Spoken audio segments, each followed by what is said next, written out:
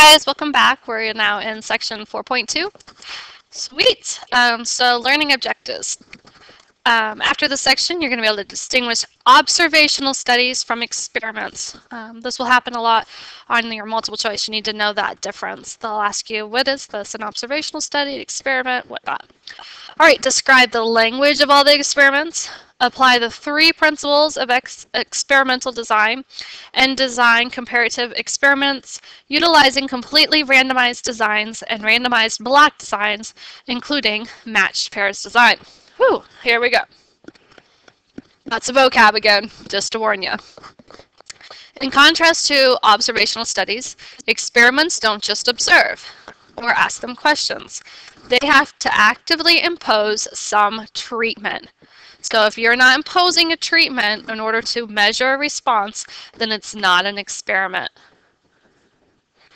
So an observational study observes individuals and measures variables of interest, but does not attempt to influence the responses. So observational, you just observe, do not attempt to influence. An experiment imposes a treatment. Okay, and then you measure a response. So when our goal is to understand cause and effect, we want to have an experiment. Okay, experiments are the only source of fully convincing data. The distinction between observational study and experiment is one of the most important in statistics. All right. Observational studies of the effect of one variable on another often fail because you have so many confounding variables between the explanatory variable and one or more looking variables. Okay, so that just means that you're going to have all these other variables that can influence your results, and you can't separate them by being able to measure. So the lurking variable is a variable that is not among the explanatory response variables. So it's neither one, but it could influence that response. And confounding occurs when 2 variables are associated in a way such their effects on a response variable cannot be distinguished. So a well-designed experiment tries to avoid the confounding. Okay, you're going to try to block out those lurking variables. So again, just a little bit on confounding versus lurking. I'll let you kind of read through here if you want more time. And there's a website if you want to do even more. It's off AP Central. All right. An experiment is a statistical study in which we actually do something, so we have the treatment. So here are some vocabulary. So the specific condition applied to the individual experiment is the treatment. If an experiment has several explanatory variables, a treatment is a combination of specific values of these variables. And the experimental units are the smallest collection of individuals to which treatments are applied. So when the units are human beings, they are often called subjects. Sometimes the explanatory variables are called the factors. We've went over that before. We had all the factors listed in, gosh, what was it? I think it was Module 1 when we were making a marginal and all of that. Marginal and conditional and bar charts. Yeah, that was Module 1. Okay, so many experiments study the joint effects of several factors. In such an experiment, each treatment is performed by combining a specific value to each of the factors. All right, experiments are the preferred method for examining the effect of one variable on another. By imposing the specific treatment of interest and controlling other influence, we can pin down cause and effect. Good designs are essential for effective experiments, just as they are for sampling. So example, a high school regularly offers a review course to prepare students for the SAT. This year, budget cuts will allow the school to offer only an online version of the course. Over the past 10 years, the average SAT score of students in the classroom was 1620. The online group gets an average score of 1780. That's roughly 10% higher than the long-time average for those who took the classroom review course. Is the online course more effective? What do you think? Well, who would take an online course? think about you guys, okay? Just like our AP Virtual Statistics class, it could be that students who have higher GPAs or more motivation or were smarter to begin with would have taken the course. So let's see. I want to avoid stuff like that. So we have our experimental units with the treatment to get a measured response. So in the lab environment, simple designs often work well. Field experiments and experiments with animals or people deal with more variable conditions. Outside the lab, badly designed experiments often yield worthless results because of confounding, kind of like the confounding variables of the online class. The remedy for confounding is to perform a comparative experiment in which some units receive one treatment and similar units receive another. Most well-designed experiments compare two or more treatments. Comparison alone isn't enough. So when you're doing an experiment, you want to randomly assign which ones are using which treatments. Okay? So a lot of times you have more than one treatment, and you want to make sure this is randomized. A completely randomized design says the treatments are assigned to all experimental units completely by chance. This is good.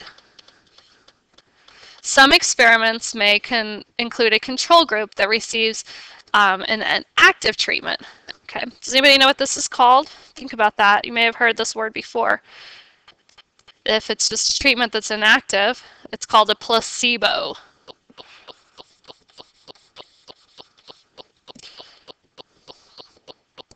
So here you may have your experimental units, and then you randomly assign into two or more groups. They each get a separate treatment, and then you look at their results.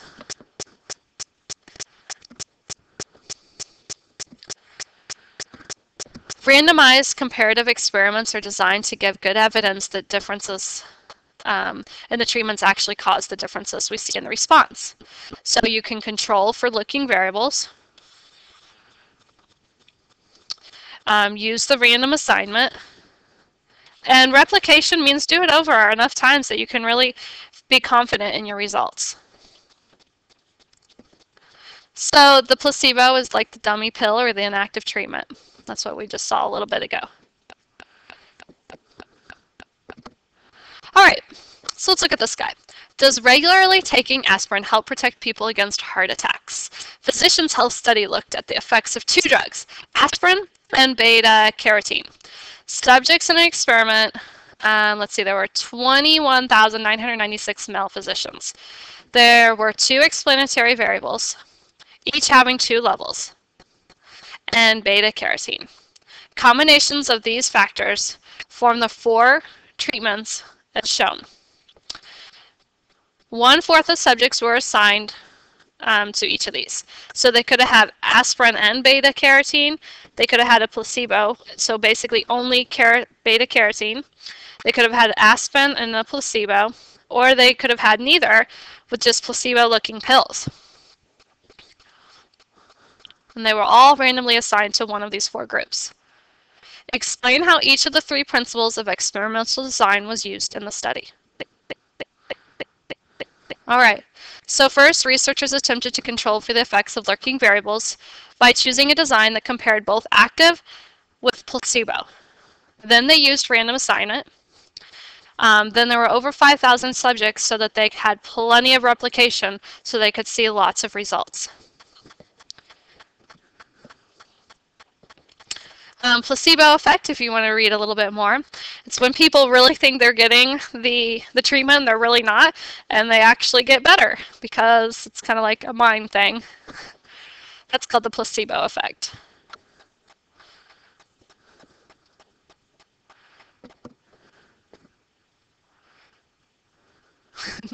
All right, so this is just kind of funny. I feel lousy, doc. You need to laugh more. Laughter is the best medicine. I must be in the placebo group. Okay, so whenever possible, you do not want the person administering the treatments to know what they're given. When they don't know and the person getting it don't know, this is called double blind. Because if you know what you're handing to the people there, you could know that you're handing them the good stuff and so you're really excited, or you're handing them the bad stuff and you're kind of like, sorry about that, you're gonna get the bad stuff. So you really don't want them to know what they're giving, and that's double blind. So this will definitely eliminate some of the bias when neither the subjects nor those who are giving the treatments know. Again, here's more about double blinding if you want to read.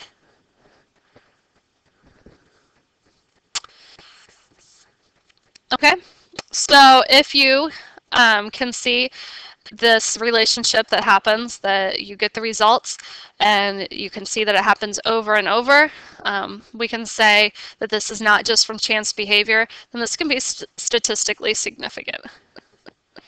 So an observed effect so large that it would rarely occur by chance is called statistically significant.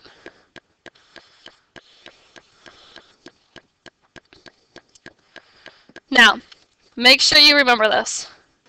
Just because there's association, it does not imply causation. All right? All right, so blocking, another term for us. So I always think of, like, in basketball, you want to block out, okay? So block is a group of experimental units that are known before the experiment to be similar in some way that is expected to affect the response to the treatments. So basically, if you block them, you may put all the men together and all the women together because you think gender will be like a lurking variable here that could confound your results. So you're going to block out gender by separating into different blocks. So that gender doesn't play a role into what your results are. You can definitely see the differences of just between women and just between men.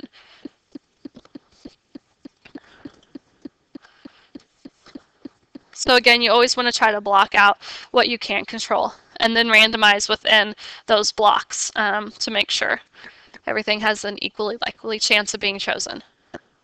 All right, example.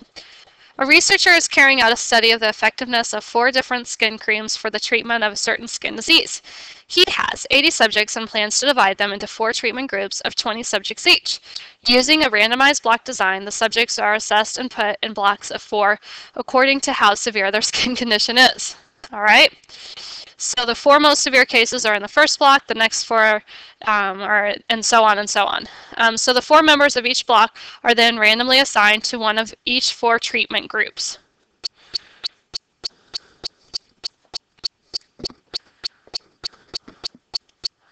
So here you can just see you are trying to block out. All right, where were we? Let's see. Blocking is the arrangement of experimental units and groups that are similar to one another. You can read through this. This is just more of stuff we've been talking about. Let's do this problem. Old AP problem. Researchers who are studying a new shampoo formula plan to compare the condition of hair for people who use the new formula with the condition of hair for the people who use the current formula. 12 volunteers are available to participate in this study. Information on these volunteers is shown. So we have our 12 volunteers, and we know the gender and the age. All right, part A. These researchers want to conduct an experiment involving the 2 formulas, new and current, of shampoo. They believe that the condition of the hair changes with age but not gender. Because researchers want the size of the blocks in an experiment to be equal in the same number of treatments, they will use blocks of size 2 in their experiment. Identify the volunteers by number that would be included in each of the 6 blocks and give the criteria you use to form the blocks. That's part A. Think about that. You can pause me. B. Other researchers believe that hair condition differs both age and gender. These researchers will also use blocks of size 2 in their experiment. Identify the volunteers by number that would be included in each of the 6 blocks and give the criteria you use to form the blocks. And then part C. The researchers in part B decide to select 3 of the 6 blocks to receive the new formula and to give the other 3 blocks the current formula. Is this an appropriate way to assign treatments?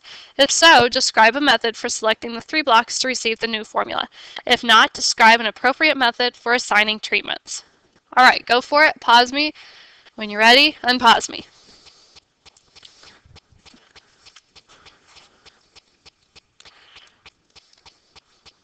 All right, part A. Part A just said that it changes with age, not gender. So I'm going to rank by ages. So when I rank by ages, I'm going to go youngest to oldest, and I can see that the first block, the youngest 2 volunteers were 1 and 2. The next 2 were 10 and 11. The next 2 were 8 and 9. The next 2 were 3 and 12. So you can see we're just going in order here. And then 4 and 7, and then 5 and 6. So it said only age mattered. Okay? So that's why I'm pairing them, because I just want to see what the youngest with the youngest and the oldest with the oldest.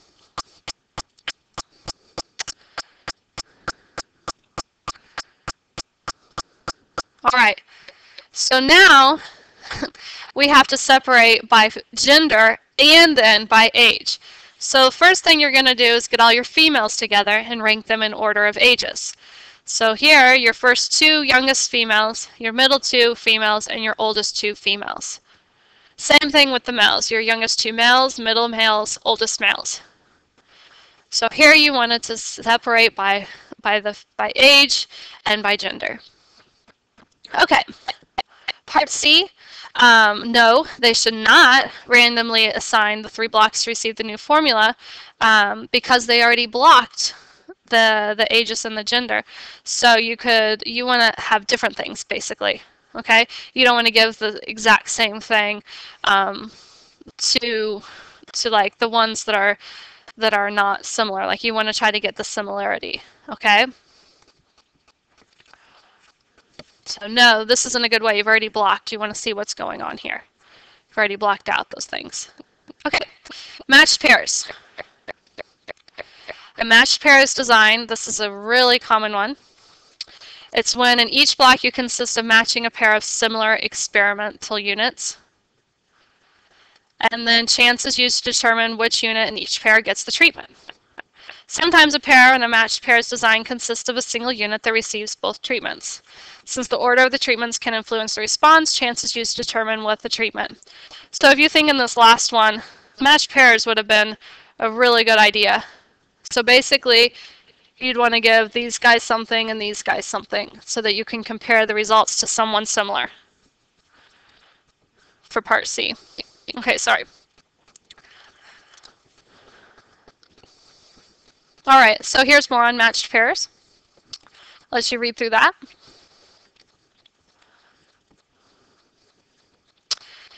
In section 4.2, you learned about observational studies or experiments. You learned about the treatments, the experimental units, and when they're human, they're called subjects. Design, control, random assignment, replication, double-blindedness, placebo, placebo effect, blocks, matched pairs. So there you guys go on 4.2, and we will start 4.3 next.